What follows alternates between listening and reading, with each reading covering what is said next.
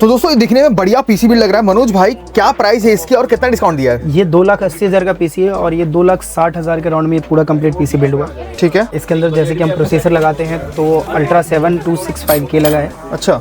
और मदरबोर्ड जो है वो Z890 लगा है वाईफाई के साथ में। ठीक है। और इसके अंदर जो रैम की बात करें तो रैम 32 GB 7200 मेगाहर्ट्ज़ में रैम लगा है ट्राइडेंट Z। और पावर सप्लाई की बात करें तो इसके अंदर 850 MSI का बोर्ड लगा है। ठीक है। और MSI का ही graphic card 5070 Ti 16 GB Ventus 3 लगा है। ओके। और लिक्विड कूलर LD 360 लगा है इसके अंदर जो कि डिस्प्ले के साथ में। ठीक है। और एक 7 फैन में कैबिनेट लगा है जो कि सर्कल गेमिंग का डिपेंडर है। तो अब हम इसको जा रहे हैं बनाने के लिए, तो आप जुड़े रहिए।